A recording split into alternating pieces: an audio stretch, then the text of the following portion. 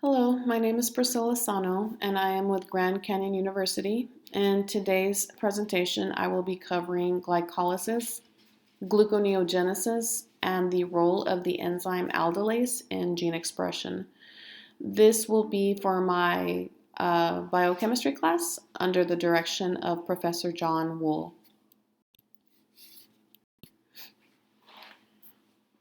The objectives for today will cover glucose, the process of glycolysis, which does entail two phases. The first one being the preparatory phase, and the second one being the payoff phase.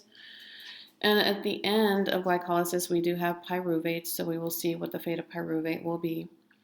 In the case that glucose is not available in order to generate ATP, then other derivatives will be used in the body in order to generate glucose. So we'll look at the process of gluconeogenesis, the pathway that it will follow, which for the most part tends to be somewhat the reverse of glycolysis, excluding a few steps.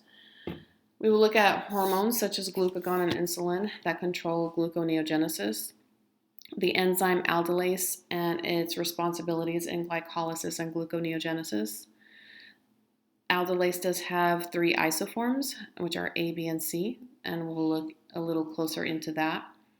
And also how aldolase B expression can be regulated by transcription factors.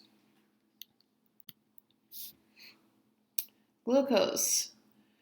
Glucose, which comes from carbohydrate consumption, is a great source of energy and thus provides fuel for all organisms. It can result in complex polysaccharides used in the extracellular matrix. It may be stored in cells. It can be oxidized in glycolysis to pyruvate to provide ATP energy. And it may be used for nucleic acid synthesis and NADPH for biosynthetic processes.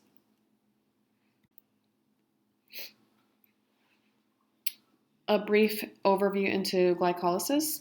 So it is considered a two-phase process.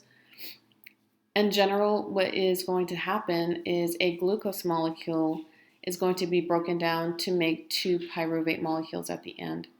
And it does so in these two phases that consist of 10 steps. So steps 1 through 5, which we see right here, are considered the preparatory phase in which glucose is phosphorylated and it's going to be converted to your glyceraldehyde 3-phosphate. Steps 6 through 10, which are known as the payoff phase, in which the glyceraldehyde 3-phosphate will end up becoming pyruvate and also will end up generating ATP and NADPH. So let's go ahead and take a closer look into the preparatory phase. The first step is going to entail glucose being phosphorylated on the hydroxyl group C6. Whenever phosphorylation is required, ATP is going to be the molecule that provides the phosphoryl group. So what used to be a D-glucose 6 molecule has now been converted to a D-glucose 6 phosphate. And we see that phosphate group right there. And that's going to be with the help of the enzyme hexokinase. So this step needs energy, so that one ATP molecule is going to be used and it'll be reduced into ADP.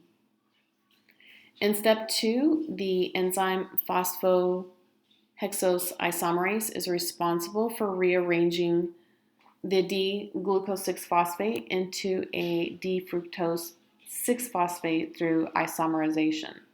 And we see the rearrangement that's actually occurring within the molecule here. This will entail moving the carbonyl group from C1 to C2, and ATP is not required for this step. For step 3, the C1 is a hydroxyl group and it will be phosphorylated by the enzyme fructokinase 1. So this will now become a D-fructose 1,6-biphosphate. Another ATP molecule is going to be required at this step, so it will end up being reduced into ADP.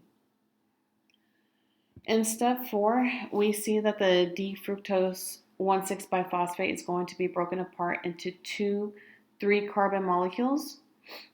and these are going to be called dihydroxyacetone phosphate and glyceraldehyde 3-phosphate.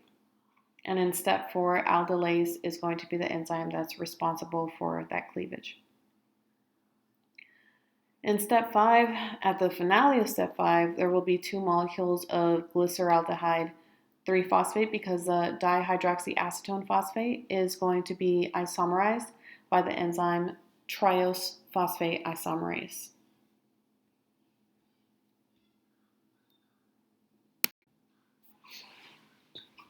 In the payoff phase, there are going to be 4 ATP molecules formed, but there is only considered to be a net gain of 2 ATP molecules since 2 were used in the preparatory phase during steps 1 through 5.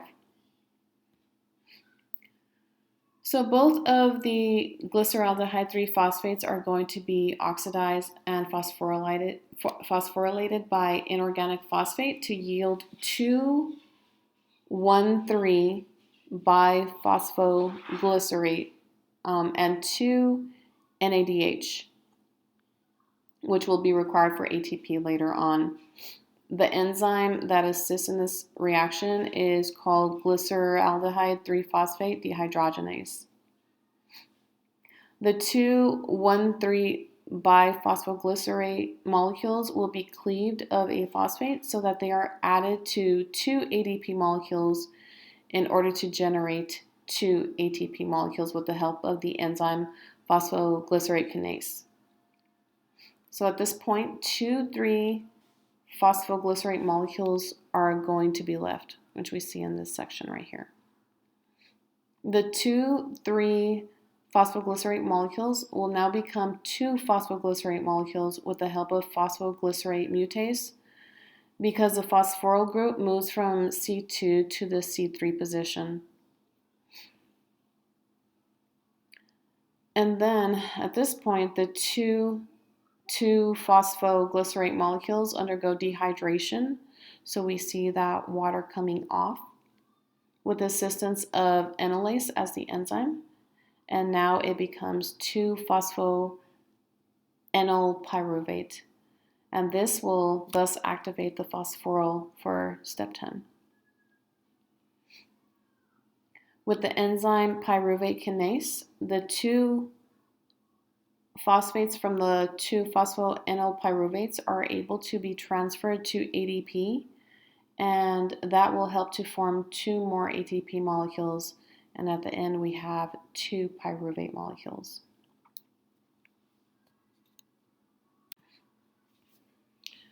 Now we look into the fate of pyruvate. So there are 3 possible catabolic ways that pyruvate can enter, and 1 anabolic route.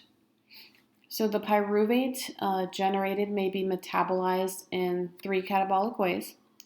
In aerobic organisms, it will drive the synthesis of ATP in the mitochondria. In anaerobic circumstances, it can be reduced to lactate in your lactic acid fermentation, which we see down at the bottom. This is very common with microorganisms or in skeletal muscles in a hypoxic state. Pyruvate may also be converted to ethanol and carbon dioxide in alcohol fermentation in organisms such as invertebrates, protists, and yeast. And in regard to anabolic routes, pyruvate can be the carbon skeleton for synthesizing alanine or fatty acids.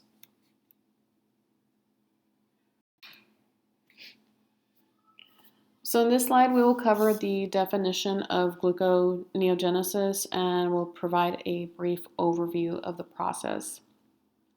So glycogen is mainly going to be stored in the liver, and when in need of glucose, the liver usually undergoes glycogenolysis to break down glycogen into glucose. Now, when reserves are depleted, the body has to utilize other sources to maintain normal blood glucose levels. And that's where things like amino acids, lactate, and glycerol could be very favorable for generating this glucose. Gluconeogenesis runs opposite of glycolysis, but it's not exactly the same. 7 of the 10 steps that we see in glycolysis will end up being the same ones that are going to be used in gluconeogenesis, but they're going to be in the reverse. And those three that are not going to be the same are going to be steps 1, 3, and 10 from the glycolytic pathway. So the alternate steps that gluconeogenesis will run for those three processes will be discussed in the next slide.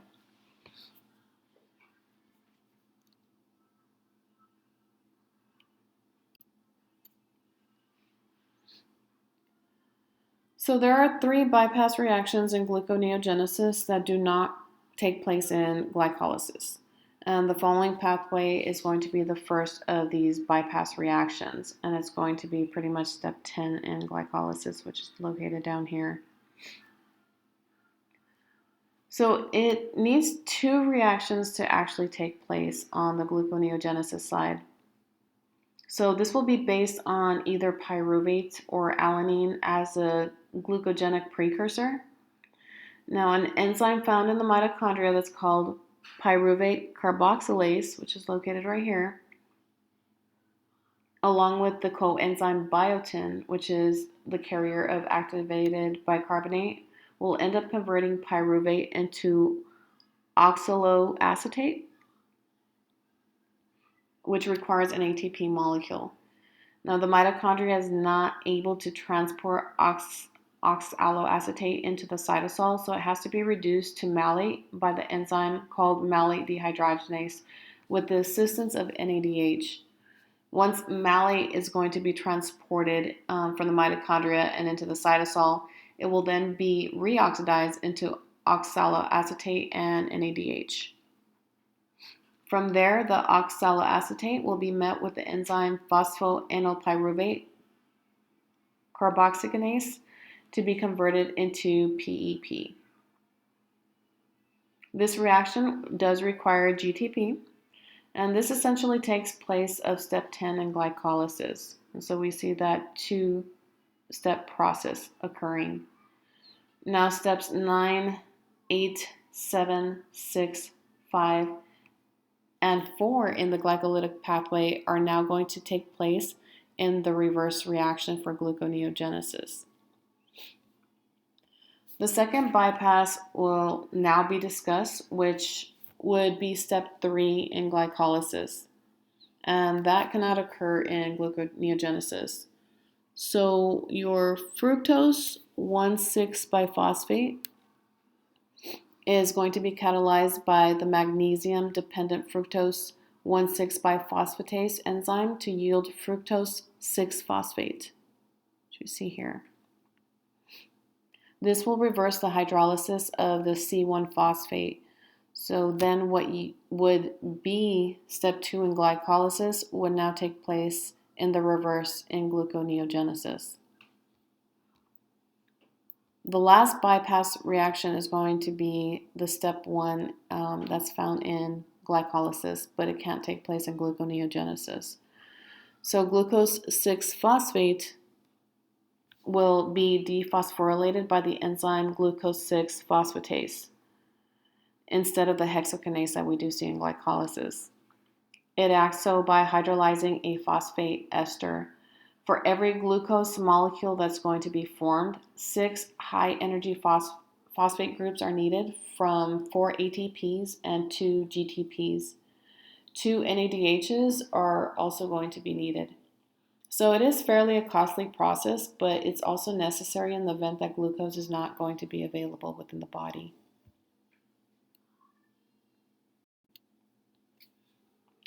Hormones that control gluconeogenesis. So we have one of the major ones, which is glucagon, and another one, which is insulin. Gluconeogenesis is going to be regulated in the liver by the hormones. Glucagon is the most important out of glucagon and glucocorticoid, and it's going to impart stimulatory effects. Insulin is important as an inhibitor. So the rate of gluconeogenesis is based on a balance of these 2 types of hormones. Insulin is going to be secreted by the pancreas, specifically by pancreatic beta cells, and it's going to regulate glucose transport, gluconeogenesis, and glycogen synthesis. When a person consumes food, the increase of glucose in blood will end up stimulating the secretion of insulin to regulate glucose utilization, and it suppresses gluconeogenic gene expression. Glucagon is released by the pancreatic alpha cells. It helps to prevent hypoglycemia. So if fasting does occur, glucagon is released, which eventually leads to increased hepatic gluconeogenesis in order to achieve normal blood glucose levels.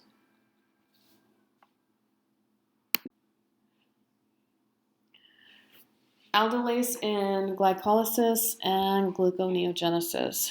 So your fructose 1,6-biphosphate aldolase is responsible for converting your D-fructose 1,6-biphosphate into two 3-carbon molecules, and these are called dihydroxyacetone phosphate and your glyceraldehyde 3-phosphate.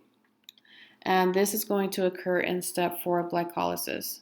So the reverse reaction in gluconeogenesis at this step also uses aldolase, which is actually step 7 in gluconeogenesis.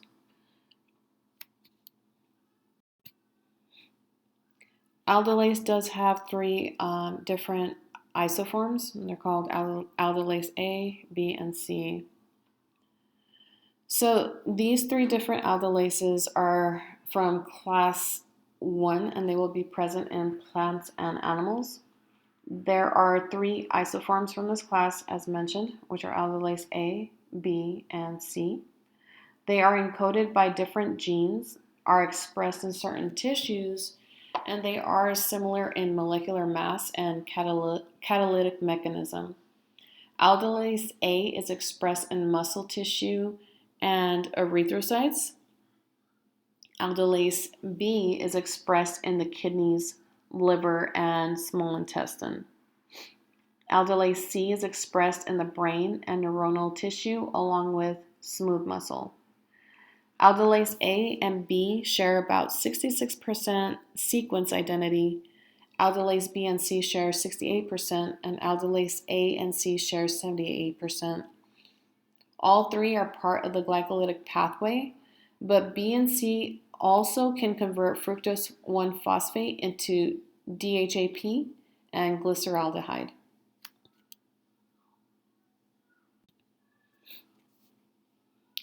Aldolase B expression can be regulated by transcription factors. So we'll go into the very first one, which is HNF1 and DBP. They are strong activators of aldolase B. So when these are present, gene expression will be increased. HNF3 competitively inhibits HNF1 and non-competitively inhibits DBP, thus decreasing the expression of aldolase. C/EPB weakly activates aldolase B in hep G2 cells, and it also strongly activates it in hepatocytes. In review, we've discussed the glucose molecule, the process of glycolysis, which entails the preparatory phase, which are steps 1 through 5 that do use 2 ATP molecules, and the payoff phase, which are steps 6 through 10, which ends up generating 4 ATP molecules, but there is only a net gain of 2 ATP molecules since 2 are used in the preparatory phase. And also at the end, we do have 2 pyruvate molecules that are made. Once we look at that, we also looked at the fate of pyruvate. Now, if glucose is not present, the body utilizes other forms in order to generate glucose and ATP, and we looked at the process of gluconeogenesis and its pathway. The hormones glucagon and insulin that control gluconeogenesis, the enzyme aldolase and its function in glycolysis and gluconeogenesis, the aldolase isoforms, which are A, B, and C, and how aldolase B expression can be regulated by transcription factors. Here are my references.